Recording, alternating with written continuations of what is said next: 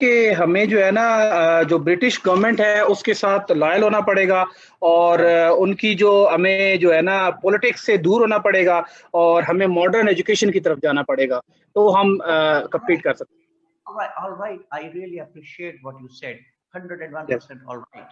लेकिन ये बीच में ये जुमले मोमल है अल्फाज कि जी हमें सर। जो है ना उनके साथ लॉयल होना पड़ेगा, और हमें जो उनकी जो है ना वो हमें पॉलिटिक्स के साथ से अलूफनेस, ये तो हमें जो है ये क्या है?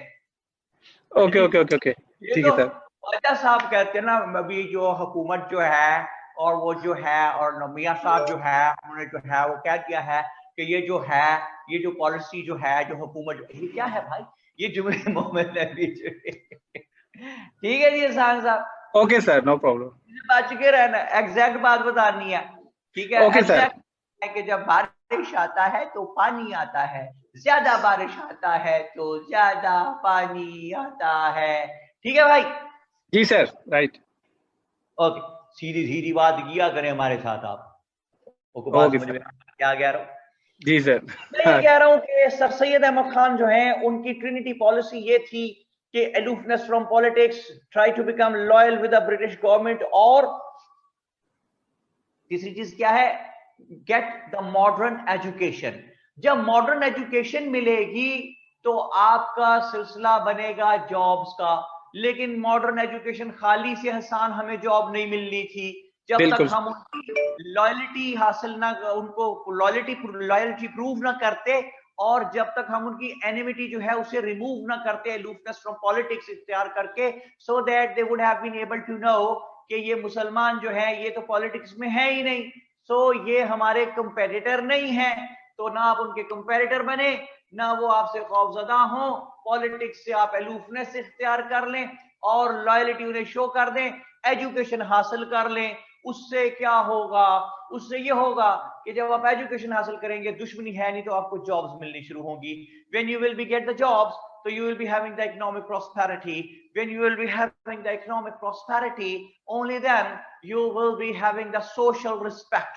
When the social respect will be there, so your religion will be respected. When your religion is respected, so it means that you are categorized as a nation, and as a nation you are respected. So these are the valuable services rendered by a distinguished person, Sir Syed Ahmad Khan. But still, in spite of all these valuable services, many people are there who were not happy with the efforts of Sir Syed Ahmad Khan. Rather, they were against Sir Syed Ahmad Khan. So I told to you people कि had those been some ordinary people जो एतराज कर रहे थे sir Syed पे, अगर तो कहते आम लोग होते तो their statements would have been ignored very easily, लेकिन वो आम लोग नहीं थे भाई, they were very very important people. ये हाजी सैयद आबिद हुसैन है, ये मौलवी जुल्फिकार अली साहब हैं, ये मौलवी फजलुर रहमान साहब हैं जिन्होंने देवबंद फॉर्म किया था। इनका अपना तारीख में बहुत बड़ा मकाम है, बहुत सर्विसेज हैं इस्लाम के लिए इनकी सब कॉन्टिनेंट में। इनकी स्टेटमेंट्स को इतने आराम से इग्नोर नहीं किया जा सकता। ये कहते थे कि सर सैयद तुम काफरों के एजेंट हो, sir Syed you are the britisher agent of the britishers, और कहते थे कि sir Syed you are implementing the agenda of the britishers. यहां तक समझ आएगा आपको बात? जी सर, बिल्कुल समझ आ गई सर। मैं ये कहता हूं कि इस एक जुमले को लिखे पहले। जी sir. Sir Syed you are the agent of,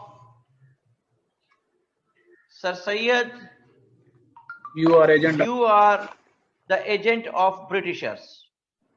दूसरा जुमला लिखें इसके नीचे एक लाइन छोड़ के। जी sir. Sir Syed, you implement the agenda of Britishers. Sir Syed, you implement the agenda of Britishers. ये जो जुमला है इसको डब्बे में डाल दे, बॉक्स में। Okay sir. डब्बे में किस में डाला भाई? डब्बे में सर। डब्बे में डब्बा, डब्बे में केक। ओ मेरा प्यारा दोस्त, लांतियों में एक, ठीक है जी। नो सर, लोग ऊपर से नेक, लोग ऊपर से नेक, अंदर से सांप, ऊपर से नेक। अच्छा, वाह जी वाह, वाह जी वाह, वेरी गुड, आपने भी मिसरा मुकम्मल किया जी। तो हसान को शेर सुनाओ यार, कोई शेर आता तो। सर शेर, कोई नकर नहीं, नकर नहीं नहीं, ये वक्त नहीं है नहीं नहीं का, तेरी इस नहीं नहीं ने मुझे छोड़ा नहीं कहीं का। वाह वाह वाह वाह जी वाह, क्या खूबसूरत आपने सनत तकरार इस्तेमाल की है जी। नहीं नहीं से है जी। फूल जी सर। लेकर फूल आया, फूल से मैंने कहा तुम तो खुद ही फूल थे, फिर फूल लाए किस लिए। और खड़क सिंह के खड़कने से खड़कती हैं खिड़कियां, और खिड़कियों के खड़कने से खड़कता है खड़क सिंह। और जिस चाह की मुझको चाह थी वो चाह ना मुझको मिल सकी, इस चाह की मुझको चाह नहीं, इस चाह को चाह में डाल दो। ठीक है आसान। जी सर। सनत तकरार। जी सर। वो कहते हैं, अहमद शाह साहब कहते हैं, ऊपर से नेक अंदर से फेक। वाह जी वाह। सोबिया नवाज ने बहुत अहम बात की है जी। वो कहती हैं हा हा हा, मेरे नजदीक जिंदगी में सबसे अहम बात यही है कि इंसान खुश रहे।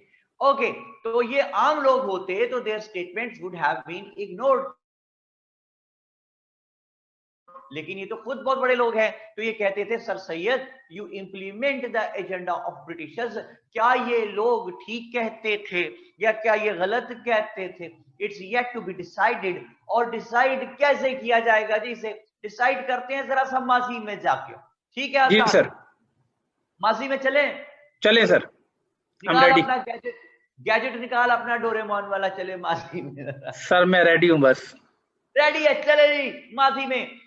1830, 1830 में इंग्लैंड में एक पाई था। कौन था आसान? भाई सर। भाई नहीं, पाई। पाई। एक पाई था। जी, एक पाई था जी। पाई जान। वो कहता है, उसका नाम था जी लॉर्ड मैकॉले। ठीक है, लॉर्ड मैकॉले। तो उन्होंने कहा, ब्रिटिश गवर्नमेंट ने लॉर्ड मैकॉले को कि जा मैकॉले जा। ठीक है, क्या ओके, कर हंसा? कि जा क्या निकाले जा। जी ले अपनी जिंदगी। ठीक है, मैकॉले सब कॉन्टिनेंट को जाओ ओके। और गली गली मोहल्ला मोहल्ला घूम और हमें एक रिपोर्ट प्रोवाइड कर कि हाउ वी कैन कंकर सब continent along with its message. क्योंकि एक मरतबा किसी जगह पे कब्जा कर लेना आसान होता है, but if you want to prolong your rule in that area, तो you have to conquer the hearts of the locals, the natives as well. तो लोगों के साथ कंकर कैसे करें सब कॉन्टिनेंट को। तो मैकॉले आ गया जनाब इंडिया। जी वेला सर। मैकॉले गली गली मल्ला मल्ला घूमा, और फिर मैकॉले ने 2 फरवरी 1835 को एक रिपोर्ट दी। 2 फरवरी 1835 मैकॉले एक रिपोर्ट देता है जिसका नाम है तारीख में मैकॉलेज रिपोर्ट। ओके। मैकॉले इस रिपोर्ट में कहता है कि I have moved all the length and breadth of India and have found no beggar, no thief, high moral values, high caliber of the people, so we cannot conquer subcontinent along with its masses. तो ये तो नाकामी की report है। तो फिर Macaulay आगे कुछ रिकमेंडेशंस देता है जिनको तारीख में हम कहते हैं मैकॉलेज रिकमेंडेशंस। Edmund okay. भेज दी हुई है इनको। अच्छा, ये पिक देखिए जो आपको भेजी है, मैकॉलेज रिकमेंडेशंस। इसमें ये ऊपर देखिए ब्लैक मार्कर से जो इकट्ठा लिखा हुआ है, लॉर्ड मैकॉलेज रिकमेंडेशंस। ओके। और इसमें पहली रिकमेंडेशन देता है, कहता है चेंज देयर कल्चर, इनका कल्चर बदल दो। दूसरा कहता है replace their old system of education, इनका तालीम का पुराना निजाम बदल दो। तीसरा वो कहता है कि make them realise that their native language is inferior than English. आइए मैकॉलेज रिकमेंडेशंस को तफसील में देखते हैं। सबसे पहली है कि चेंज देयर कल्चर। कल्चर। भाई कल्चर क्या था? कल्चर ये था कि whosoever would be the invader, जबरदस्ती मुल्क में घुसेगा, उसे मिलके लड़के मार के यहां से निकालेंगे। तो कहता है ये कल्चर चेंज कर दो। तो जब ये कल्चर चेंज होगा हसन, तो फिर जी ये सर, वाइस वर्सा जाएगा, चेंज होके वाइस वर्सा जाएगा, और यहाँ बिल्कुल के लोग जो है वो इन्वेडर से लड़ने की बजाय उसके साथ मिल लॉयल जाएंगे। हो जाएंगे। बिल्कुल। ओके। जी सर। दूसरी बात, मुस्वा इमरान कह रहे हैं कि जी pic not send. Hasan pic पहुंच गई भी आपको बोर्ड की? Let me check sir on WhatsApp. और भी लोग चेक करें, यहाँ पे लिखें। फरक जेब आप भी इजाजत लेके लिखें यहाँ पे। सर नहीं आई। नहीं आई जी, पिक नहीं आई हुई एडमन साहब। बहुत सारे लोग कह रहे no sir, no sir, no sir, no sir, not yet sir. Okay, तस्वीर भेजें जी बच्चों को, भेज दी खैर भाई। सर, बोर्ड की पिक है, कोई बात नहीं, आ जाएगी थोड़ी देर में। तस्वीर उसने भेज दी अपनी, ये लिख कर आपकी मर्जी है, चाहे जिस नजर से देखिए। ठीक है वाह जनाब। वाह, वाह वाह और सर, वाह वाह, माशाल्लाह। फरजेब कहते हैं sir house chief said no, well I am the boss in my house. मैं डरता वारता किसी से नहीं हूं, मेरे घर पे अपनी मेरी जाती हुकूमत है, मैं डरता वारता किसी से नहीं हूं, मैं कमांडो आदमी हूं, लेकिन I am the boss of my house and I have got the permission of my wife to say so कि आई एम द बॉस।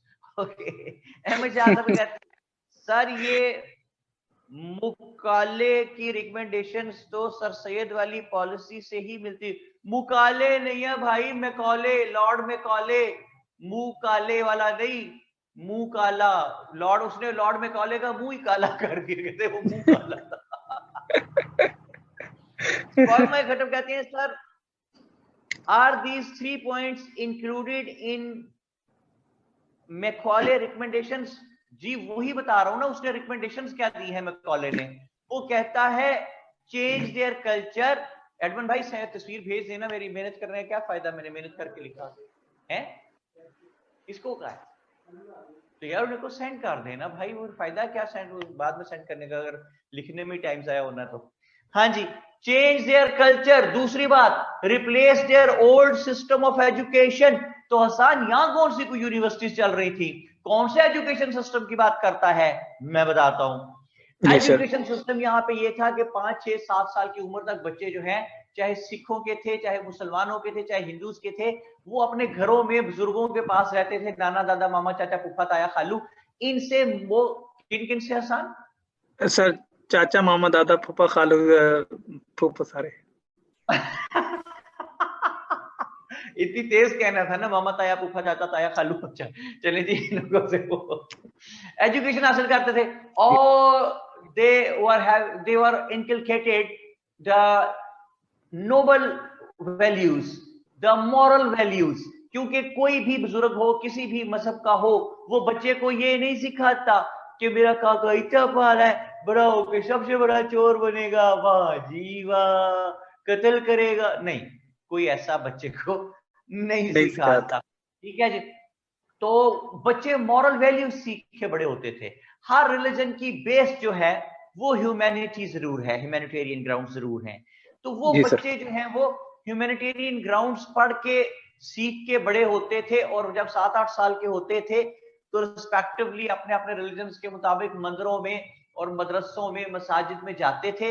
वो भी मजहब जो है वो भी आपको ह्यूमैनिटी सिखाते हैं, कोई भी मजहब हो दुनिया का, कोई मजहब आपको ब्लड शेड नहीं सिखाता, कोई मजहब आपको चोरी डाका कत्ल नहीं सिखाता, जुल्म नहीं सिखाता।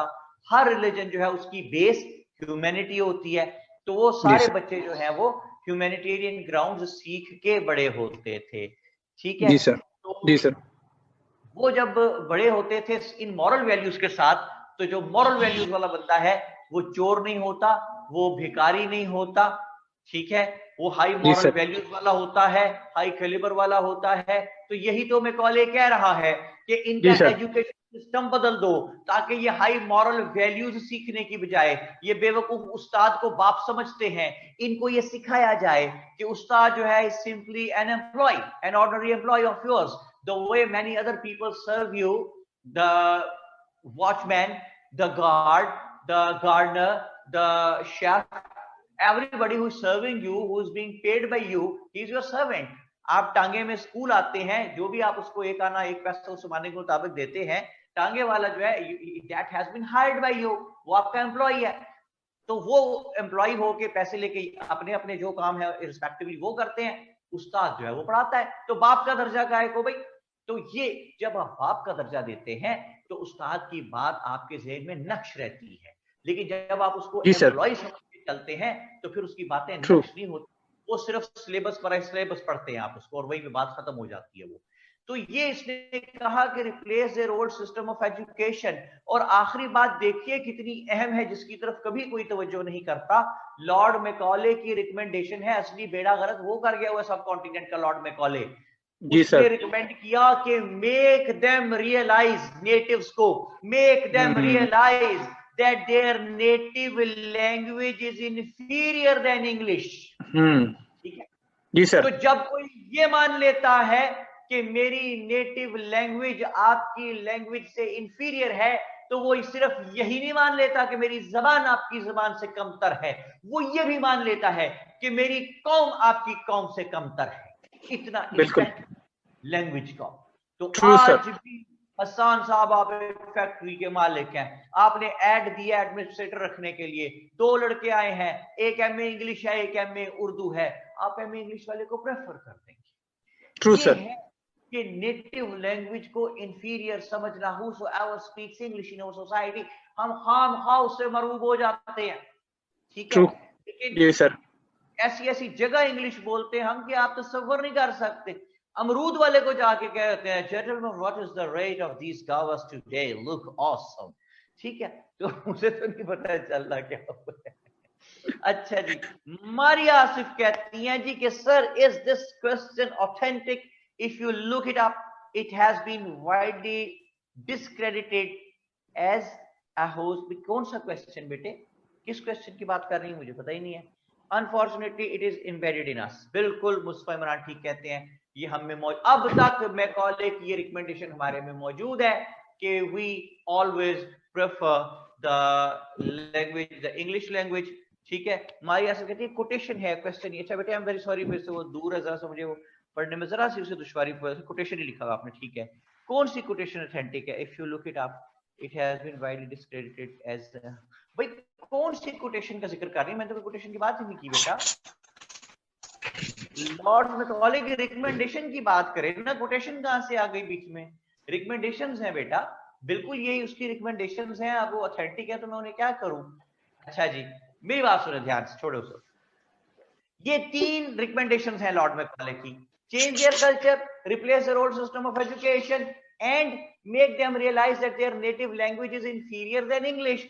तो भाई ये तो मैकॉले ने रिकमेंडेशंस दे दी, मैं ये कहता हूं कि इनको इंप्लीमेंट करता कौन नजर आ रहा है? कौन इंप्लीमेंट कर रहा है कि लॉयल हो जाओ, उनके साथ दुश्मनी छोड़ दो और मॉडर्न एजुकेशन हासिल करो। स्कूल कौन खोल के दे? Simply employees, nothing else, not like father. जी हाँ, नायाब अजहर शजीहा नकवी और अहमद शाह कहते हैं sir Syed Ahmad Khan. Yes of course, sir Syed Ahmad Khan. तो वो मैंने डब्बे में आपको एक बॉक्स में मैंने आपको एक सेंटेंस लिखवाया था, सान अहमद पढ़ना, वो क्या है? Sir Syed you implement agenda of Britishers.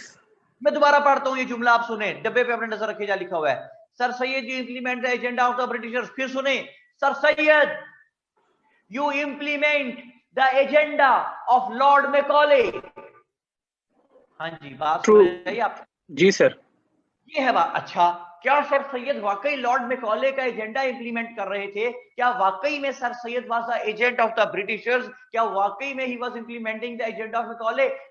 इससे पहले कि इस सवाल का जवाब देखे, जरा मेरी बात पर गौर कीजिए। मुसलमानों के दो बड़े बड़े leader unanimously without having any second opinion, sir Syed Ahmad Khan और मोहम्मद अली जिन्ना, ठीक है जनाब?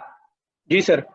एक लीडर कहता है सर सैयद कि Muslims do not take part in the practical politics, otherwise your existence as a nation would be eliminated from the subcontinent forever. दूसरा leader जिना क्या कहते हैं? Muslims come out and take part in the practical politics, otherwise your existence as a nation from the subcontinent would be eliminated forever. एक कहता है सियासत में हिस्सा ना लो, सियासत में हिस्सा लिया तो हमेशा के लिए खत्म हो जाओगे। एक कहता है सियासत में हिस्सा लो, अगर हिस्सा ना लिया तो खत्म हो जाओगे। कौन ठीक कहता है, कौन गलत कहता है, कौन सच्चा कौन झूठा? मैं कहता हूं दोनों सच्चे कॉन्टेम्पररी टाइम पीरियड्स के हिसाब से।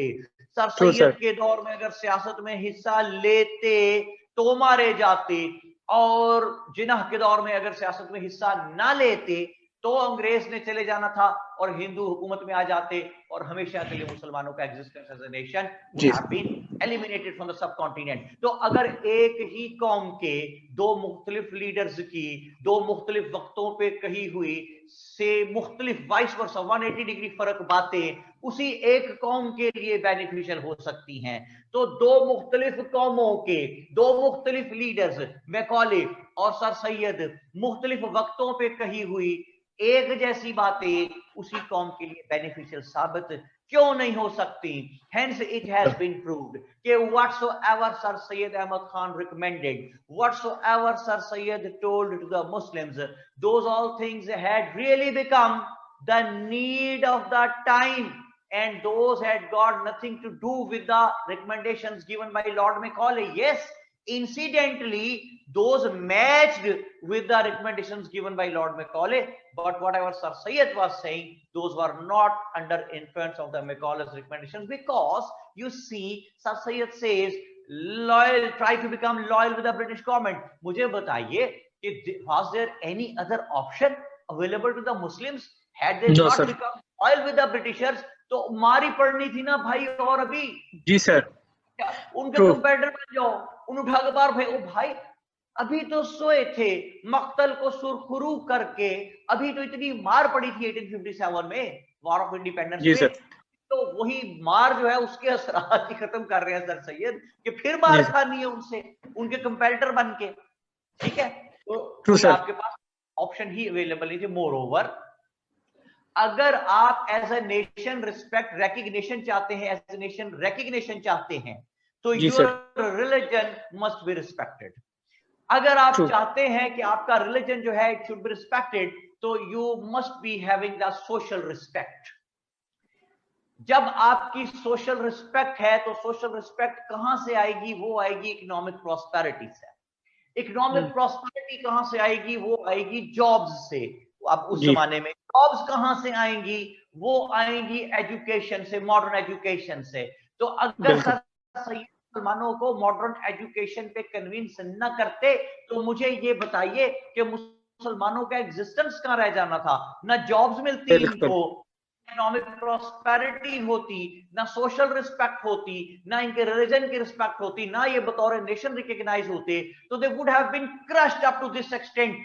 That's what the Britishers wanted, to crush the Muslims up to this extent that they would never be able to raise their heads again as a nation, and they would never be able to raise their heads in order to compete the Britishers, in order to become a threat for the Britishers, in order to become a hazard for the Britishers, and in order to become a source of throwing out the Britishers from the subcontinent। वो कोई बात समझ में आती है भाई? जी sir, बिल्कुल sir. But sir, he was a leader, an educated person with a broader vision. How could he ignore the deep impacts of Trinity reforms? कौन से deep impacts भाई? बड़े अच्छे इम्पैक्ट्स हैं उसके। ये जो आप यहाँ बैठी इस वक्त इंग्लिश में मेरे से सवाल पूछ रही हैं, और जो मैं आपसे खड़ा इंग्लिश में उर्दू में बात कर रहा हूँ खड़ा, ये सर सैयद की बदौलत है बेटा, वरना अभी हम मार खा रहे होते कहीं वहां पे इंडिया में। सर क्योंकि मुख्तलिफ दौर में जो लीडर्स होते हैं और जो रिफॉर्मिस्ट होते हैं सर, उनके जो डिसीजंस होते हैं वो उस वक्त के हालात के मुताबिक किए जाते हैं। अब वो आने वाले वक्त को देख के नहीं किए जाते। अगर सर सैयद अहमद खान उस वक्त वो हमारे हालात को देख के, मुस्लिम्स के हालात को देख के वो डिसीजंस ना लेते, तो कायद आजम और अल्लामा इकबाल आने वाले वक्तों में इतनी एजुकेशन ना ले पाते और वो इतने अपने आप को ग्रूम ना कर पाते कि वो फिर सियासत में आते। तो इसलिए जो भी फैसले किए जाए वो उस वक्त के हिसाब से किए जाते हैं। शाबाश, वेरी वेल सेड हसन। देखें कितनी उन्होंने खूबसूरत बात की कि अगर ये इम्पैक्ट्स ना होते सर सैयद के स्टेप्स के, तो आपको जिना और इकबाल जैसे, मोहसिन मलिक जैसे, वकार मलिक जैसे लीडर कहां से मिलने थे?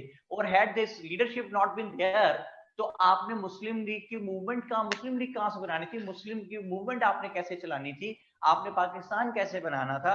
तो डीप इम्पैक्ट्स जो है वो जाहिर अंडर कंसिडरेशन थे। तो सोविया तो डीप इम्पैक्ट्स तो अच्छे ही आए ना, ट्रिनिटी पॉलिसी के रिफॉर्म्स के बेटा बुरे तो नहीं आए। तो अच्छा जी, अब एक क्वेश्चन जो पूछा जाता है एग्जाम में कि whether sir Syed Ahmad Khan was a pro britisher और नॉट। ठीक है जी हसन साहब? जी सर। तो हमें यह देखना है कि सर सैयद प्रो ब्रिटिशर थे या नहीं थे।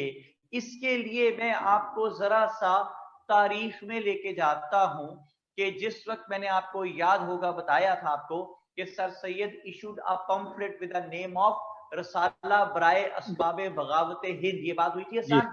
जी सर। फिर इसको it was translated into English, और जी इंग्लिश सर। में ट्रांसलेट करके इसको हमने भेजा था इंग्लैंड, जिसमें कि जी सर सैयद ने ब्रिटिशर्स को ये रियलाइज करवाया था कि भाई ये वार ऑफ इंडिपेंडेंस जो है ये सिर्फ लोकल्स का कसूर नहीं था, ये ब्रिटिशर्स आपका भी कसूर था, क्योंकि you people never provided the general message of subcontinent with any kind of platform with the help of which they would have communicated their problems, their reservations to the British government. तो platform तो दो भाई, क्योंकि मैंने आपको क्या कहा था कि रुतों का कायदा है वक्त पर ही आती जाती है। तुम्हारे शहर में क्यों रुक गया फरियाद का मौसम? तो भाई जहां फरियाद का दर बंद हो जाता है वहां रिवॉल्ट ऑलवेज टेक्स प्लेस। तो सर सैयद अहमद खान ने when he highlighted this to the British government, तो British government thought about it, and obviously not overnight but with the passage of time such kind of decisions take place। तो sir Syed Ahmad Khan के recommendations पे, उनके point out करने पे, highlight करने पे 1885 में ब्रिटिश गवर्नमेंट ने एक इदारा यहां पे बनाया जिसका नाम था इंडियन नेशनल कांग्रेस। ठीक है जी सर। एलन एक्टिवियन ह्यूम एक रिटायर्ड इंग्लिश ब्यूरोक्रेट था। Alan Octavian Hume, who had been provided the services in subcontinent for a very longer period of time, so he was very well aware of the demands, the opinions, the desires and the psyche of the Indians. That is why he formed Indian National Congress in 1885. When Indian National Congress was formed, so it was stated that it is a political representative body of all the Indians living here, regardless of their religion, indiscriminately. It belonged to everybody, every people, every person, like Hindus जी के sir. लिए ये political representative body थी। Muslims भी खुश थे कि हमारी भी पॉलिटिकल रिप्रेजेंटेटिव बॉडी है, सिख भी खुश है, पारसी भी खुश है, सांसी भी खुश है, क्रिश्चियन भी खुश है, हिंदू भी खुश है, मुस्लिम भी खुश है। क्यों? कि now no one would be able to deprive them of from their constitutional fundamental rights, as they were all deprived of their rights after the war of independence 1857, और indiscriminate killing हुई थी ब्रिटिशर्स के, जिसका जिल चाहा जिसको उठाया उसको मारा, कत्ल किया, टांगे तोड़ी, कोड़े मारे। तो अब ऐसा नहीं होगा। क्यों? Now they were having their own political representative body with the name of Indian National Congress। Congress. जी sir. True. Now, this institution which was formed, Indian National Congress, it was a liberal organization, and first it was the organization who used to represent everybody up to the mark, with a neutral approach. It used to represent everybody living in here in subcontinent. But in 1890, just after the 5 years of its inception, what happened? A very, very rigid extremist Hindu, young extremist Hindu, Bal Gangadhar Tilak, B-A-L, Bal Gangadhar Tilak. He was a young Hindu extremist leader. He joined Indian National Congress in 1890 and he converted Indian National Congress into a Hindu favored organization. He converted Indian National Congress into a Hindu favored organization. जी एक second, तस्वीर मिल गई आप लोगों को board की? जी sir. जी लिखे यहाँ पे, बाकी लोग भी लिखे यस अगर तस्वीर मिल गई है तो बोर्ड की, ताकि सर अभी नहीं आई। सर अभी नहीं आई। एडमिन भाई तस्वीर बजरिया डाक भेज रहे हैं यार। सर बारिश है ना, इस वजह से डिले हो गई है शायद। तलाईगंज में बारिश हो रही है इस वक्त? सर अभी तो नहीं हुई, लेकिन सुबह हुई है 7 बजे, 7 से 7:30 तक। अच्छा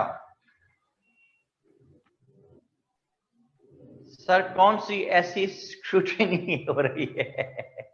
अहमद शाह कहते हैं कौन सी ऐसी स्क्रूटनी हो रही है जो पिक्चर आ ही नहीं रही है उधर। अहमद शाह तो काफी शरारती चीज है यार, है। अच्छा जी, जायदा फारूक आ गई है, शुक्र है जी, बड़ी देर बाद आई मेरी बेटी, आज पहले नजर नहीं आई थी। कराची के थ्रू भेज रहे हैं सर, रास्ते में ही डूब गई है। और कहती रास्ते में डूब गई, तस्वीर कराची से भेजी थी। कराची के रहने वाले लिखे यहाँ पे, कोई पानी वानी काम हुआ कि नहीं हुआ यार वहां पे? कि दोबारा आजकल में दोबारा एक्सपेक्टेड थी बारिश आजकल में। ना डरा यार, बेचारे पहले ही बड़ी मुसीबत में है। सर प्लीज जरा इंडियन नेशनल कांग्रेस का ब्रिटिशर का नेम अगेन बता दें। एलन एक्टिवियन ह्यूम, नूरुल हुदा, एलन एक्टिवियन ह्यूम। मोहम्मद अमीर हमजा कहते हैं जी सर थोड़ा कम हुआ है। शजिया कहती हैं कदरे बेटर है, अल्हम्दुलिल्लाह। चलें जी। अमीर हमजा कहते हैं लेकिन it is still really very bad. Yes. Hafsa कहती हैं सर कम हो गया है पानी। पता नहीं जी कितना लोगों का बेचारों सर आफ्टर शॉक्स ज्यादा इंपॉर्टेंट होंगे कराची की जो बारिश है, क्योंकि सारे सीवरेज का पानी सड़कों पे आना, बीमारियां और सफाई, और ये ज्यादा प्रॉब्लमेटिक होगा। इंफ्रास्ट्रक्चर जो खराब हुआ है। ऑफ कोर्स, बिल्कुल ठीक कहते हैं आप, और I 100% agree with you Hasan. I am always impressed, आप हमेशा बड़ी अच्छी बात करते हैं, ताकतवर बात होती है आपकी। देखें ये जो इस वक्त नजर आ रहा है ना पानी कराची में, ये तो आ रहा है ना, ये तो है प्रॉब्लम नजर आ रही है, लेकिन वो इसके जो आफ्टर शॉक्स कह रहे हैं आसान के बाद में बहुत सीरियस हो जानी सूरत हाल। The outbreak of diseases, it's never known कि गॉड फॉरबिड्स कोरोना की सेकंड वेव ना आ जाए कहीं। ठीक है जी, हेल्थ है ना इस तरीके कार से जी सर। तो ये अल्लाह की जात पाक अपना करम करे जी। असल मसला यही है कराची का कि वो जो पता नहीं अब किसकी पॉलिटिकल हुकूमतों की जिम्मेदारी है, किसकी है कि वो क्यों नहीं, हमेशा ही बारिशें होती हैं, ऐसी भी लुटनी पड़ी। सर असल में एक दो चीजें को आप नहीं कह सकते पॉलिटिकल पार्टी का, क्योंकि सर आजकल जो भी इस पे मतलब जो अभी राय आ रही है मुख्तलिफ लोगों की और जो ऑथर्स लिख रहे हैं, तो सर वो यही बता रहे हैं कि एक चीज नहीं है ये, मतलब एक तसलसल है पिछले 5-10 सालों का, जिसमें तजावुज़ात भी शामिल हैं, पॉलिसीज भी सही नहीं बनाई गई, और जो पानी के गुजरने के रास्ते हैं, जो नाले हैं इनके बड़े 4-5 कराची के जो नाले हैं, उनके ऊपर तजावुज़ात बहुत ज्यादा हो गई हैं। तो ये बहुत सारा मलबा, ये 1-2 साल की गेम नहीं है, ये बहुत तसलसल से जो चीज चली आ रही है, फिर उसने एक दिन तो सामने आना ही था। ये तो एक्सपोज ऑफ हो गए हैं। अफसा कहती हैं कि कराची सबका है, लेकिन कराची का तो बिल्कुल, मेरी बेटी आप ठीक कहती हैं, बहुत दिल दुखता है। जो कराची इतनी एक कीमती जगह है पाकिस्तान के लिए कि वहाँ पे हमारा जो पोर्ट है दैट इज देयर, और हमारा वो मेन सिटी है जो आपके इकोनॉमी का मेन हब है। पता नहीं क्यों उसको इस बुरी तरीके से ट्रीट किया गया कि वहाँ के रहने वाले भी बेचारे मुसीबत में हैं। बहुत सी दुआएं जी, जो बच्चे वहाँ पे सब लोग जो कराची में रहते हैं, बहुत सी दुआएं उनके लिए। अल्लाह ताला की जात पाक जहाँ जहाँ जो जिस से मिस्टेक हुई है, अल्लाह ताला की जात पाक करे कि वो सब रिमूव हो, कोई ऐसी पॉलिसी अच्छी बने कि वो अगर किसी जगह सीवरेज है और उस पर उसने किसी ने अपना प्लाजा खड़ा कर दिया है, तो अल्लाह ताला उसके दिल में रहम डाले, या हुकूमत कोई स्टेप ले, कोई भी स्टेप किसी तरीके से, बस आप लोग कराची के लोग जो हैं उनके लिए बेहतरी पैदा हो। We love Karachi, we love the people of Karachi, और we love every inch of Pakistan. लेकिन कर क्या सकते हैं ये समझ नहीं आता। बहुत सी दुआ करते हैं, और बहुत से मेरे जो स्टूडेंट्स भी वहां पे कराची में जो स्टेक होल्डर्स पोजीशंस पे हैं, मैं उनको भी हमेशा कहता हूं कि अपनी कैपेसिटी में रहते हुए whatever you can do for the poor people who are suffering, please do something, this is the time. हम इन चक्रों में फंसे हुए हैं कि जनाब वो कौन क्या कर रहा है, क्या नहीं हो रहा, इन चीजों को छोड़े भाई, ये टाइम नहीं है। आप अर्तगरल देखना वो बंद करें। आप घोड़े पे बैठ के कराची के हालात ठीक नहीं कर सकते, आपको फौरन कुछ करना होगा, इंडिविजुअल लेवल पे करें, अपनी अपनी केयर करनी शुरू करें। देखें शायद कोई सिस्टम किसी, मुझे नहीं मालूम, लेकिन मैं माई हेड स्टार्ट्स बॉइलिंग और मेरी आंखों में आंसू आ जाते हैं। मैं देखता हूँ इस वक्त लोगों को तड़पता हुआ। हम लोग जो आप लोग मेरे से इस वक्त बात कर रहे हैं, you are the privileged people. आप यकीन करें, आपको उतना नुकसान हो भी जाएगा तो आप बच जाएंगे। लेकिन वो गरीब रोजी रोटी एक जगह पे फुटपाथ पे बैठ के कमाता था, वो तो कई दिन से भूखा है ना, कई दिन से फाकों पे चला गया वो गरीब आदमी। इन बातों पे तो उनका क्या बनेगा? I am really afraid of. मैं सोचता हूँ तो मैं खौफजदा हो जाता हूँ, कितने लोग भूखे सो रहे होंगे, कितने लोगों के बच्चे भूख से बिलक रहे होंगे वहां। बिल्कुल। लेकिन हम लोग इस तरह नहीं सोचते हैं। मुझे आई एम रियली वंडर्ड कि हम क्या कर रहे हैं, हम कैसे इंसान हैं। एनीवे जी, क्या होता है वो कि आदमी को भी मुयस्सर नहीं इंसान होना। ये मिसरा, इस पे कभी गौर कीजिएगा कि आदमी को भी मुयस्सर नहीं इंसान होना। ये आदमी तो है लेकिन वो इंसान नहीं है। इंसान क्यों नहीं है? कि इंसानियत से दूर चला गया। बहुत मेरा दिल दुखता है इन बातों पे। मैं फिर वो डर के बंद कर देता हूँ चीजें, सोशल मीडिया में नेट भी ऑफ करता हूँ, मैं देखता ही नहीं हूँ, क्योंकि मुझे बेबसी का एहसास होता है। मैं क्या कर सकता हूँ? अपने लेवल पे रहते हुए 5, 10, 15, 20, 50, 30 लोगों की मदद करूँ, और क्या कर लूंगा? लेकिन वो जरूर करता रहता हूँ कि चलो वही सही, अपने हिस्से की शम्मा तो जलाते जाए हम समहाउ। जी सर।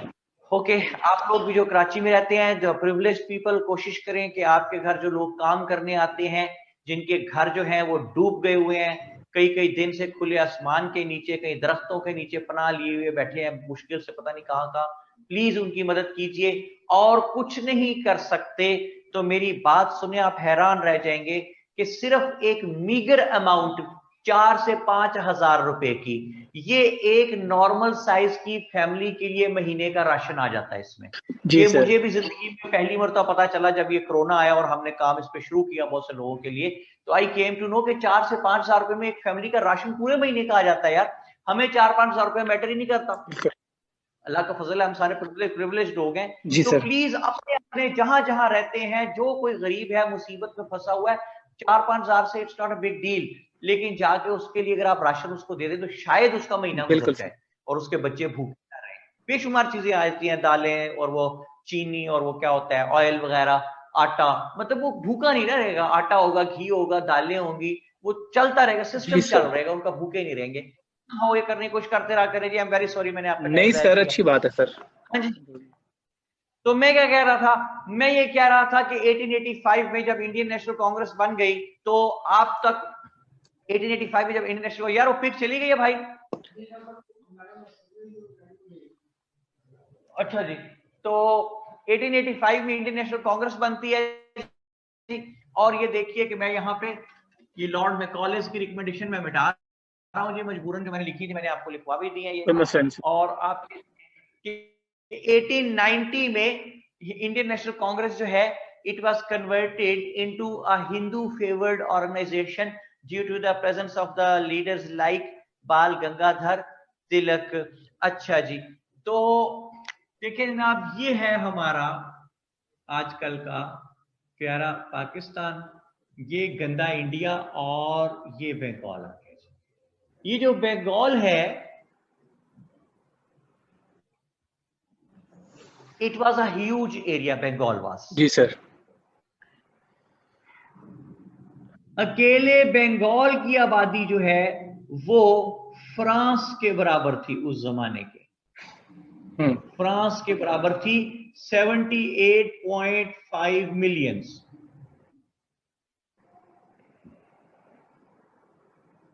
इसका जो एरिया था बंगाल का 189,000 स्क्वायर माइल्स पे मबनी था, जिसका एरिया बंगाल का। अगर आपको मैप पे थोड़ा सा समझ आ रही हो तो मैं पहले आपको एक बात बताऊं कि 1899 से 1905 तक यहां पे एक वायसराय आया जिसका नाम था लॉर्ड कर्जन। लॉर्ड कर्जन जो है, he was a very very innovative person.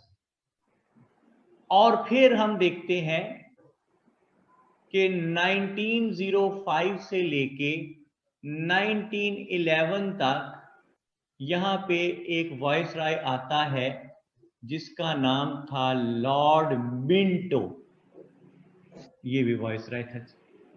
ये जरा नोट कर लीजिएगा कि 1899 से 1905 तक एक वायसराय आता है जिसका नाम था लॉर्ड कर्जन, और फिर 1905 से 1911 तक 6 साल एक वायसराय आता है जिसका नाम था लॉर्ड मिंटो। ओके। ये जो लॉर्ड कर्जन था, he was a very innovative person. He went to Bengal to visit the different areas.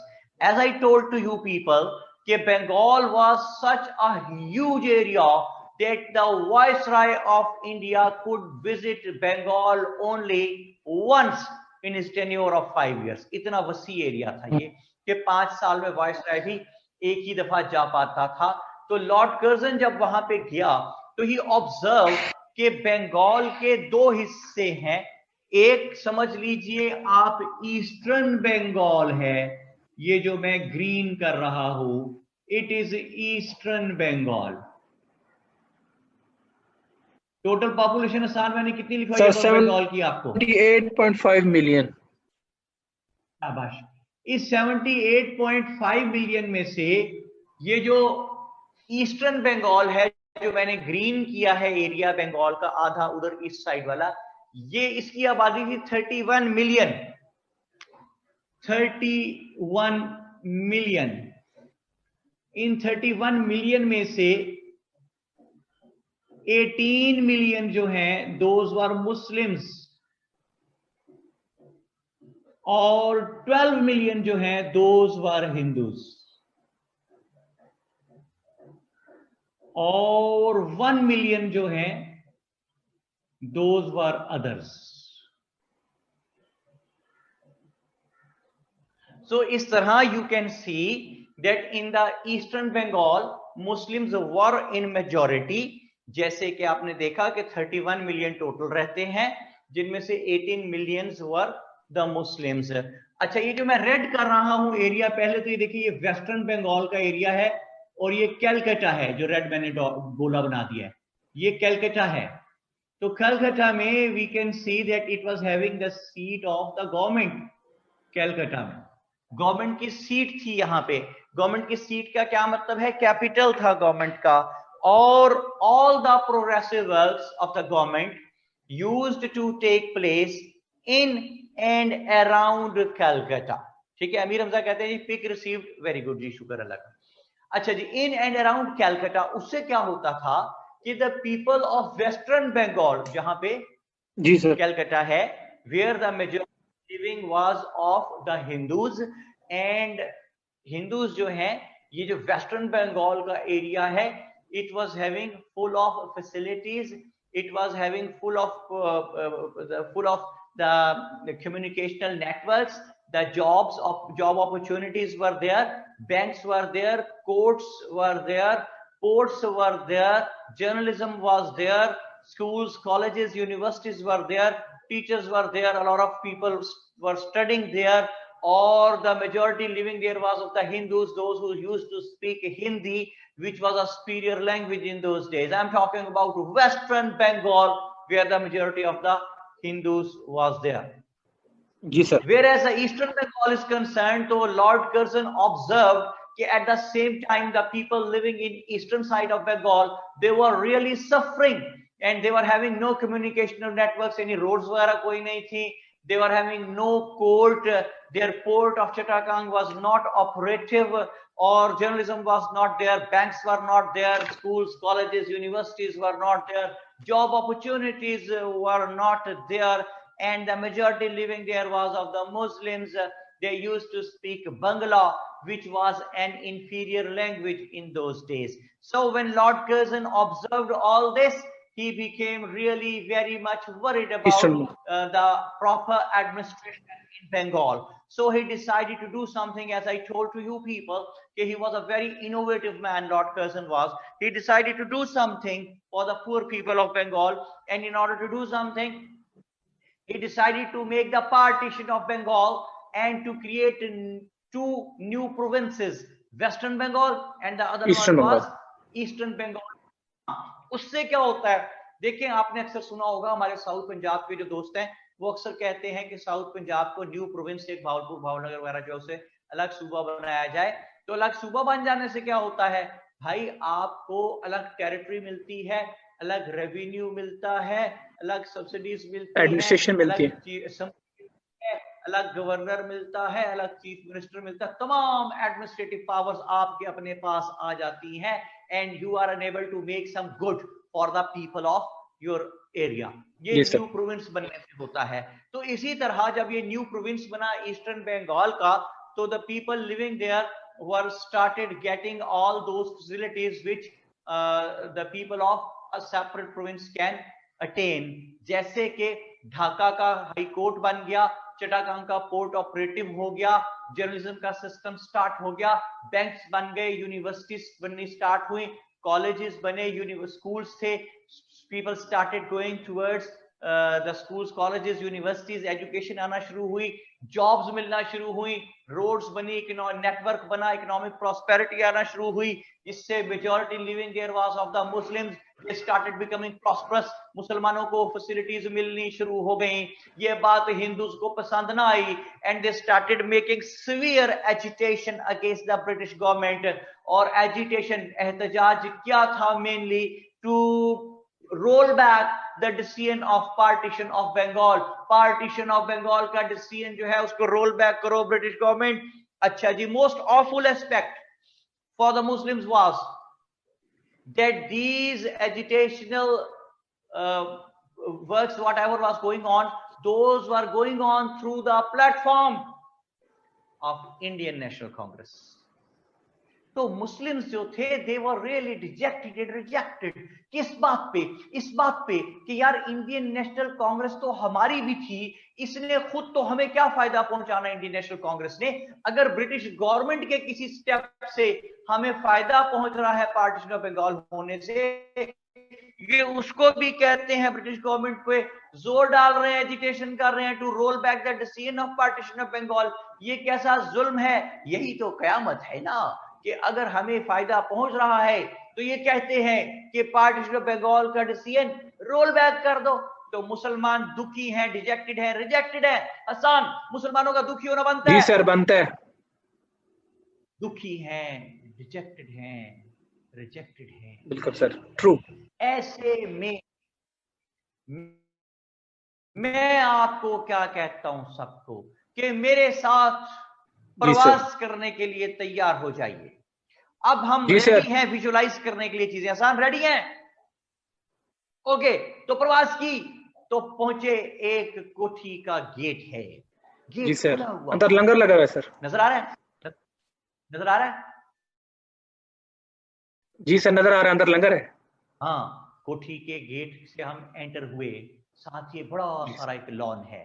Lawn में एक बहुत ही ग्रेसफुल से बुजुर्ग हैं जो बैठे अखबार पढ़ रहे हैं। ये ग्रेसफुल से बुजुर्ग कौन है? ये नवाब मोहसिन अल मलिक हैं। जी सर, नजर आ रहे हैं नवाब साहब आपको?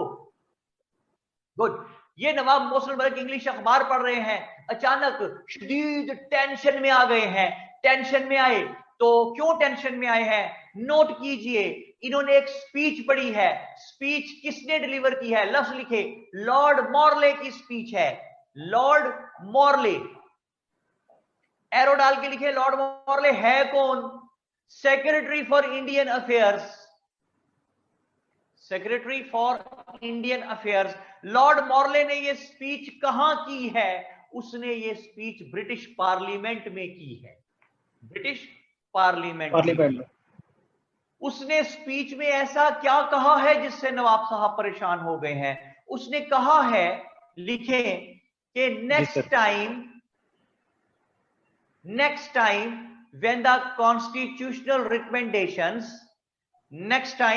when the constitutional recommendations would be given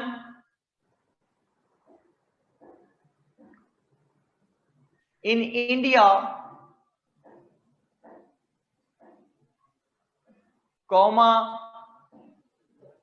the opinions of the natives would also be taken.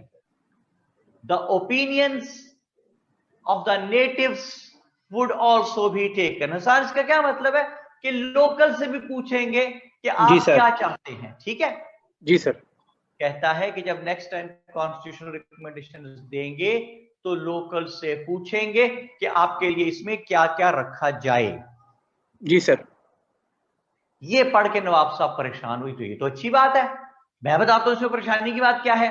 परेशानी की शदीद तरीन बात इसमें यह है कि ब्रिटिश गवर्नमेंट कहती है नेटिव से भी पूछेंगे कि आपको क्या क्या चाहिए ओपिनियंस। शाबाश अमीर हमजा। वो कहते हैं आईएनसी इंटरनेशनल कांग्रेस से पूछें। ओ भाई बात यह है कि आप डोर टू डोर जाके तो पूछेंगे नहीं, बिल्कुल। इंडियंस कैसे पूछेंगे? आपके पॉलिटिकल रिप्रेजेंटेटिव बॉडी से। तो आपकी पॉलिटिकल रिप्रेजेंटेटिव बॉडी कौन है? वो है भाई इंडियन नेशनल कांग्रेस। तो इंडियन नेशनल कांग्रेस तो वही है जिसने खुद तो आपको क्या फायदा पहुंचाना। वो अगर ब्रिटिश गवर्नमेंट के किसी एक्ट से आपको फायदा पहुंच गया है, वो उसको भी कहते हैं रोल बैक कर दो। तो इसका मतलब है कि वो आपसे सिंसियर नहीं है, इंडियन नहीं है। जी सर। तो इस बात पे नवाब साहब परेशान हुए हैं कि तो ब्रिटिश गवर्नमेंट से मुसलमानों के हक की कभी बात करेंगे ही नहीं, तो मुसलमानों को कोई फायदा पहुंचेगा ही नहीं। हाँ जी, नवाब साहब सही परेशान है हसन? सर ट्रू, बिल्कुल सर, सही परेशान है। अच्छा जी, तो आगा साहब माइक आपका आज ऑपरेटिव है कि नहीं? आपके पास आए कि ना आए? सर विच नवाब? नवाब मोहसिनुल मलिक मुस्तफा जिनकी बात हो रही है, नवाब साहब का काम के नाम पूछ रहे हैं मोहसिनुल मलिक। अच्छा जी, हसन आ गया, बस ले आया? जी सर। है ना, और सुनाई दिया है बस। अच्छा जी, हसन बेटे से लेते हैं इजाजत। बहुत लंबी आज हमने से बात की, बहुत thank you sir, thank you so much. God bless you Hasan, जीते रहो, सलामत रहो। और मेरी बात कराएं जी, आप किससे बात कराएंगे? मेरी बात करा दें आप किससे बात कराएं? मेरी बात कराएं जी नायाब अजहर से।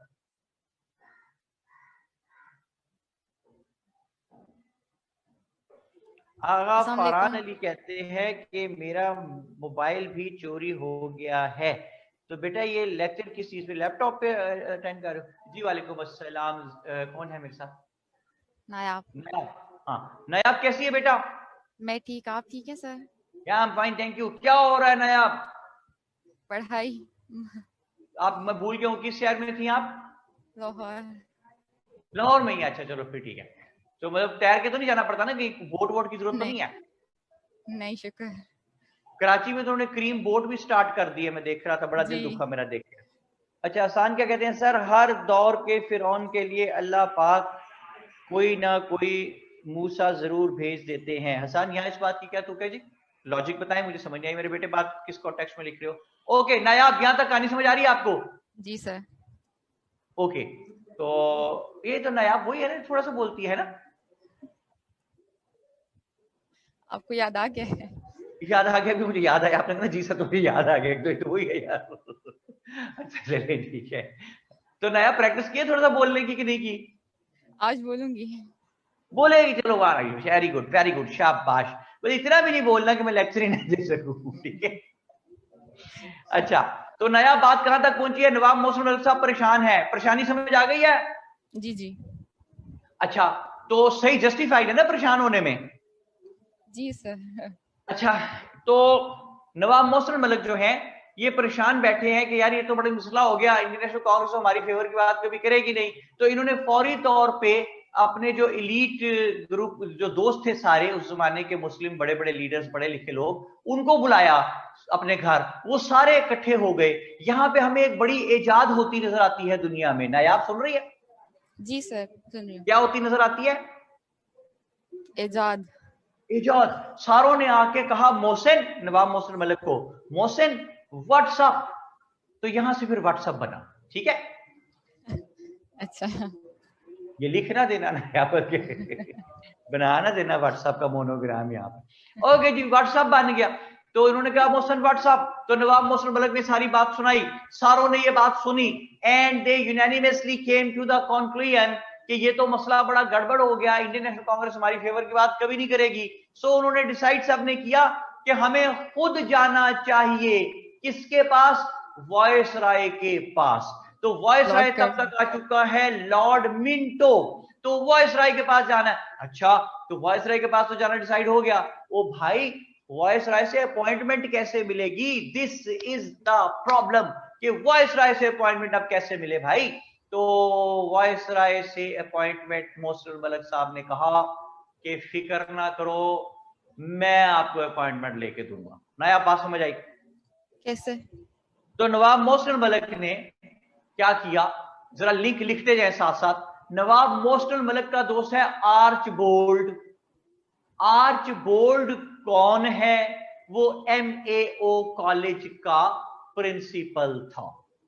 आर्चबोल्ड MAO कॉलेज का प्रिंसिपल था। नवाब मोहसिन मलिक और आर्चबोल्ड MAO कॉलेज में कुलीग रहे हुए, एक दूसरे के साथ हमेशा बहुत साल इकट्ठे रहे हैं वहां पे, तो इसलिए वो इनका बड़ा दोस्त है आर्चबोल्ड। अब एक और लिंक लिखिए, आर्चबोल्ड का कजन है जिसका नाम है Dunlop Smith. Dunlop Smith. Dunlop Smith कौन है? वो secretary to the viceroy Lord Minto है। लॉर्ड मिंटो का सेक्रेटरी है जी। तो नवाब मोहसिन मलिक ने आर्चबोल्ड को खत लिखा कि अपने कजन डनलिप स्मिथ को कह के मुसलमानों के डेलीगेशन को लॉर्ड मिंटो से अपॉइंटमेंट दिला दे। जी सर। नया बात समझ आ गई? जी आ रही है सर। लिंक रिपीट करें पूरा। मैं करूँ? अच्छा, आर्चबोल्ड MAO कॉलेज का प्रिंसिपल था जो नवाब का फ्रेंड था। नवाब ने लेटर लिखा आर्चबोल्ड को, कोलीग को अपने, कि हमारी अपॉइंटमेंट करवा दें वॉइसरॉय लॉर्ड मिंटो से। सारा लिंक आपने बीच में गायब कर दिया है, पूरी बात फिर सुने। आर्चबोल्ड MAO कॉलेज का प्रिंसिपल था और नवाब मोहसिन मलिक और आर्चबोल्ड कुलीग रहे थे MAO कॉलेज में बहुत तवील अरसे तक, बहुत दोस्त थे आपस में। और जो नवाब मोहसिन मलिक का दोस्त है आर्चबोल्ड, आर्चबोल्ड का कजन है एक जिसका नाम है डनलिप स्मिथ। डनलिप स्मिथ जो है वो है सेक्रेटरी लॉर्ड मिंटो का। तो नवाब मोहसिन मलिक ने आर्चबोल्ड को खत लिखा और उसको कहा कि आर्चबोल्ड अपने कजन डनलिप स्मिथ को खत लिख, जो के सेक्रेटरी है लॉर्ड मिंटो का, उसको कह डनलिप स्मिथ को कि मुसलमानों के डेलीगेशन को लॉर्ड मिंटो से अपॉइंटमेंट दिला दे, हमने कोई जरूरी बात करनी है। अब बात पूरी समझ आ गई नायाब? जी सर। वो लिख रहे हैं जी आपके बारे में कि नायाब ने पूरे महीने के लफ्ज इकट्ठे बोल दिए बेचारी। भाई नायाब बेटा, तू तो लड़कियों का नाम डबो देगी सारा बोलने में है। ये तो सुनने में तो लड़कियां बहुत बोलती हैं भाई, तू तो बोलती ही नहीं बेटा। अच्छा, वहां पे सारी ला रही है कि हाँ मैं नहीं बोलती। मुझे क्या नजर आ रहा है सारे ला रही है, मुंह से बोलो नया। जी मेरा बेटा ना, उसका छोटा सा ताया का फोन आता है बाहर से, तो वो कहता है अलीशान बेटे क्रिकेट खेल रहे हो? वो क्या कह रहा है? यार उसको नजर आ रहा है तू सारे ला रहा है, मुंह से बोल भाई। अच्छा जी, तो नया बोल के बात करते हैं भाई। ओके अच्छा सर, ऐसा। चलिए, बड़ी मेहरबानी। अब मैं देखता हूँ नया आपका बोलती हो कितना बोलती है। हाँ जी, तो नवाब मोहसिन मलिक का ये खत मिला आर्चबोल्ड को और आर्चबोल्ड ने कहा कि Mohsin Malik you are justified, वाकई आपको अपॉइंटमेंट मिलनी चाहिए। उसने बात की डनलिप स्मिथ से जो उसका कजन था।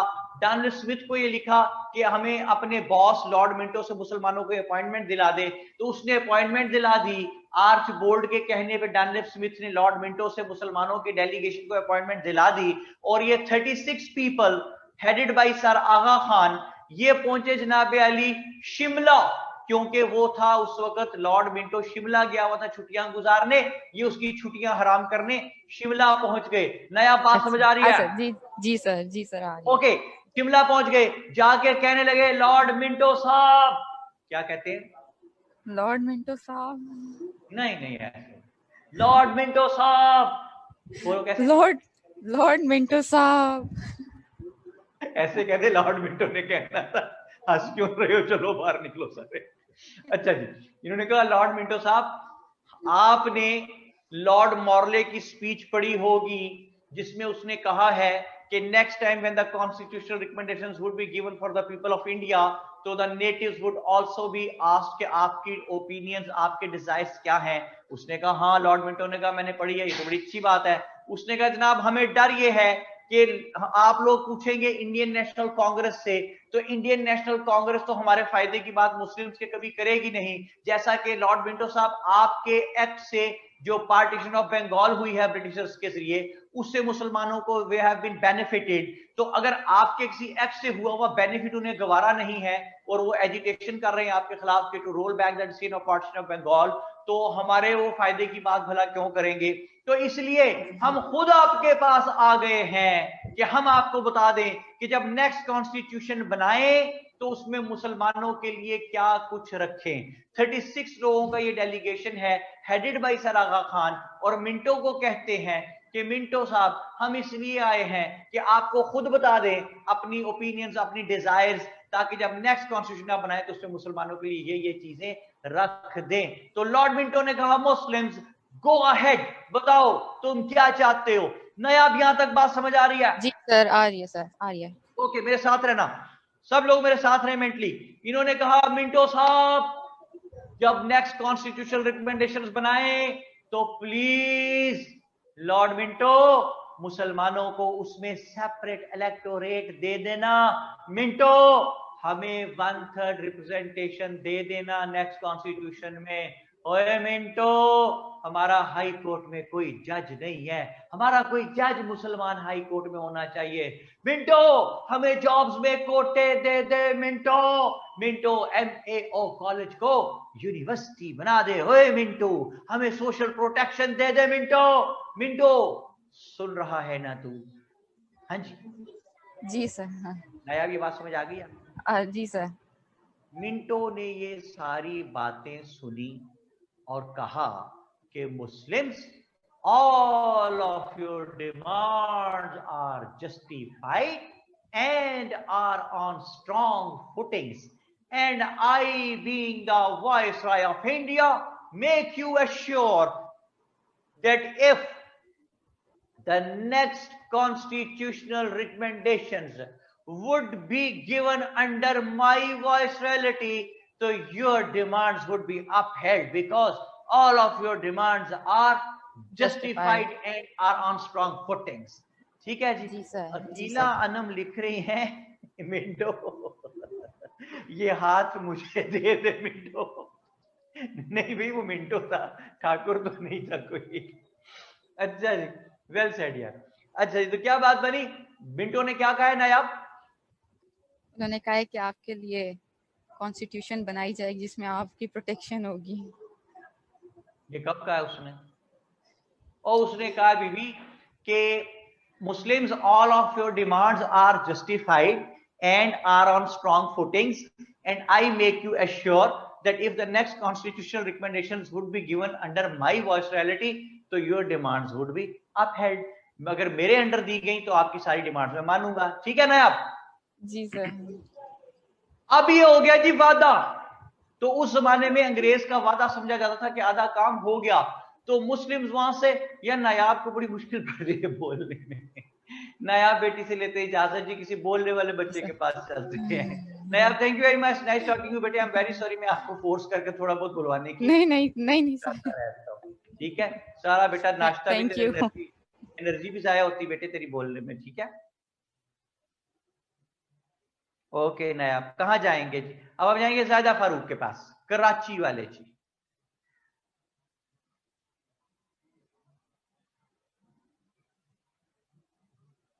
जी जनाब, हेलो। अस्सलाम वालेकुम सर। वालेकुम, जायदा मेरी बेटी कैसी है? ठीक है अल्हम्दुलिल्लाह सर। ओके जायदा, यहां तक बात आपको समझ आई कि लॉर्ड मिंटो ने वादा कर लिया कि वो नेक्स्ट कॉन्स्टिट्यूशनल रिकमेंडेशंस जब देगा तो मुसलमानों की बातें मान लेगा सारी? डन है जी सर, डन हो गया। तो ये सारे खुश हो गए जो डेलीगेशन किया हुआ था, क्योंकि अंग्रेज का वादा उस जमाने में समझा जाता था कि बात हो गई पक्की पक्की, तो ये खुशी खुशी वापस आए शिमला से, बॉम्बे वापस पहुंचे, रास्ते में खुशियों में ट्रेनों की छतों पे चढ़ गए, चल छैया छैया, खुशियों, ढोल ताशे भंगड़े, और बॉम्बे पहुंचे। और बॉम्बे पहुंच के इन्होंने सबको बताया कि हम कामयाब हो गए भाई, हम कामयाब हो गए। तो हम पढ़ क्या रहे थे जायदा? हम पढ़ रहे थे कि whether sir Syed was a pro britisher और नॉट, ठीक है? जी जी ओके, तो ये खुश हैं, ऐसे में एक दूसरे को बताते फिरते हैं कि हम कामयाब हो गए।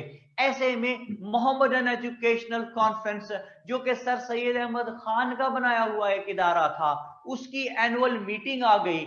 उस एनुअल मीटिंग में नवाब सलीमुल्लाह, मोहसिनुल मलिक, विकारुल मलिक जैसे तमाम सरकर्दा एलीट मुस्लिम लीडर्स जो थे वो सारे मौजूद थे। तो इन्होंने मोहम्मदन एजुकेशनल कॉन्फ्रेंस की एनुअल मीटिंग ये जो हो रही है 30 दिसंबर 1930 ढाका के मकाम पे हो रही है। और इसमें बात करते हुए जब इन्होंने बताया कि हमें ये सारी कामयाबियां ऐसे मिली और लॉर्ड मिंटो को हमने ये कुछ कहा, और मिंटो ने एग्री किया सब बातों से और कहा क्योंकि आपकी डिमांड्स जस्टिफाइड हैं और स्ट्रॉन्ग फुटिंग्स पे हैं, that is why I make you assure that if the next constitutional recommendations would be given in subcontinent under my viceroyalty, so your demands would be upheld. तो सारों ने कहा very good, बल्ले बल्ले हो गए भाई। सारों ने कहा जाहिदा कि इज इट सो सिंपल, बल्ले अगर हमारी डिमांड जस्टिफाइड हो तो ब्रिटिश गवर्नमेंट सारी की सारी मान लेती है। तो जवाब मिला लगता तो ऐसा ही है। तो फिर सवाल ये उठा कि अब तक कभी क्यों नहीं हमारी बातें मानी गई? तो जवाब ये बना सबका यूनानिमसली मिलके कि जनाब आज तक कभी इंडियन नेशनल कांग्रेस ने हमारी डिमांड्स ऊपर तक पहुंचाई ही नहीं, तो कैसे मान ली जाती हमारी बात जब ऊपर तक पहुंची नहीं सही तरह से? तो then unanimously it was decided among that people, among all those people of that house, जो वहां बैठे थे, कि then why not to have our own separate political representative body with the name of Indian National Congress. Indian National Congress नहीं, All India Muslim League।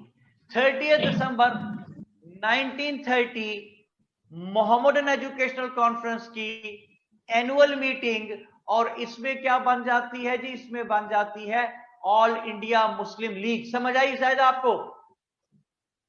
जी sir, समझ आ गया। जल्दी बोलो करो, किधर जल्दी बोल रहे हैं, जल्दी बोल रहे हैं, यस नो? यस।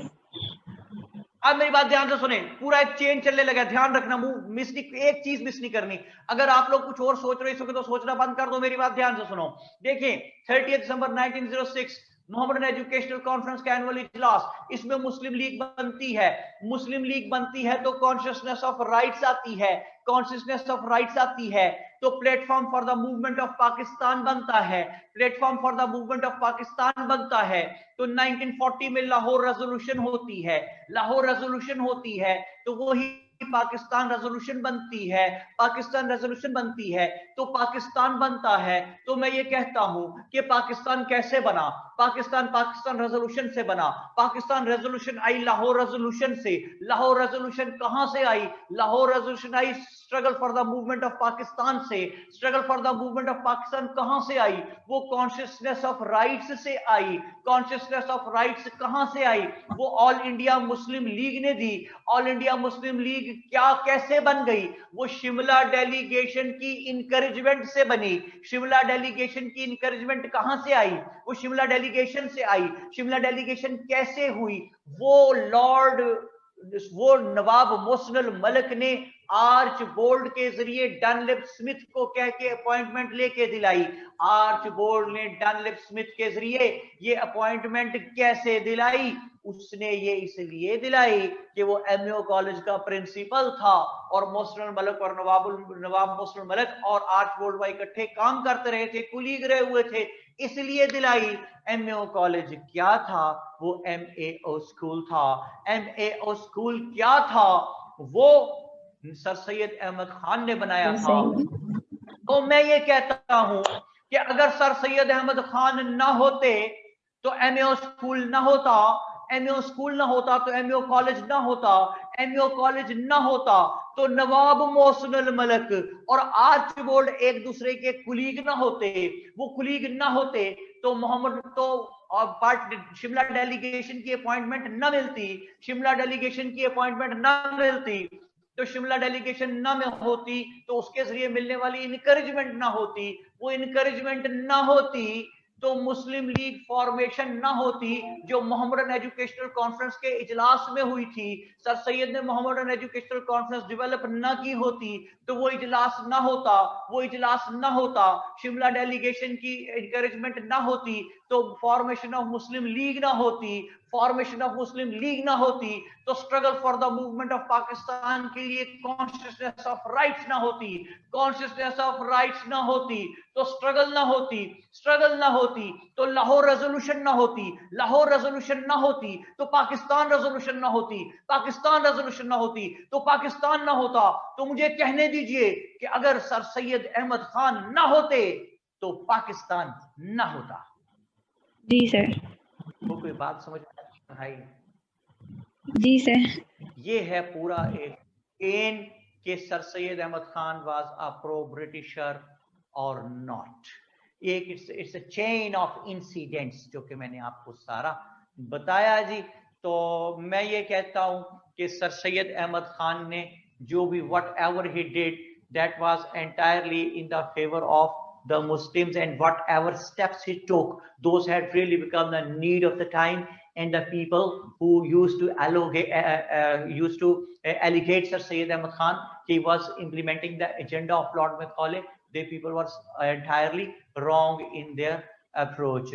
तो सर सैयद अहमद खान ने मुसलमानों को ना सिर्फ सोशल एस्पेक्ट में उठाया, इकोनॉमिक एस्पेक्ट में उठाया, रिलीजियस एस्पेक्ट में उठाया और सर सैयद ने मुसलमानों को एज अ नेशन जो है एक सेपरेट रिकग्निशन दी। तभी तो हम खींचतान के सर सैयद अहमद खान को father of the two nation theory भी कह देते हैं। तो सर सैयद अहमद खान के बारे में कहते हैं कि he was the one who saved the Muslims from the severe rivalry of the Britishers. He managed to eliminate the rivalry of the Britishers. He managed to eliminate the enmity of the Muslims with the Britishers, due to which the Muslims were having severe attitude towards the Muslims. अगर आपको याद हो तो मैंने आपको एक box बनवाया था consequences of the War of Independence पे, शायद वहां पहुंचे। मैंने बॉक्स ये बनाया था, बॉक्स जो बनवाया था इसमें हमने लिखा था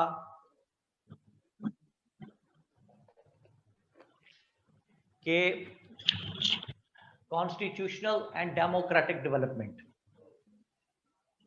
जी सर, स्टार बनवाया था। ये जो पिक आपके पास बोर्ड की आई है, ये पिक आ गई आपके पास शाहिदा?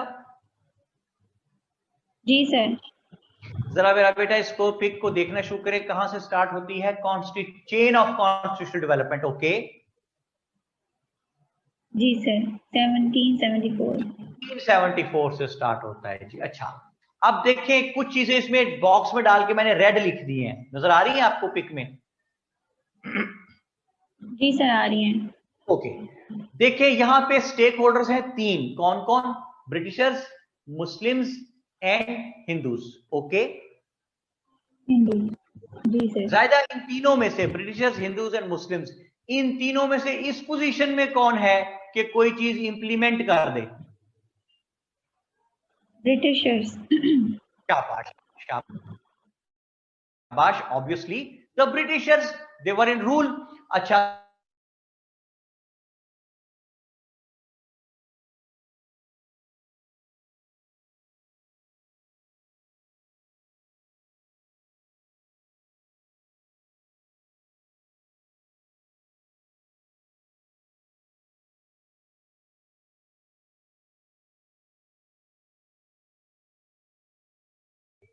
यहाँ के ये जो तीनों स्टेक होल्डर्स हैं, ब्रिटिशर्स, हिंदूज और मुस्लिम्स, इनमें से कोई दो या तीनों आपस में बैठ के डिसाइड कर रहे हैं कि जब नेक्स्ट कॉन्स्टिट्यूशनल रिकमेंडेशन बनाएंगे तो उसमें क्या कुछ होना चाहिए। ठीक है, ये इंप्लीमेंटेड नहीं है थ्रू द ब्रिटिश गवर्नमेंट, ये आपस में बात हो रही है। डन हो गया जी? जी सर।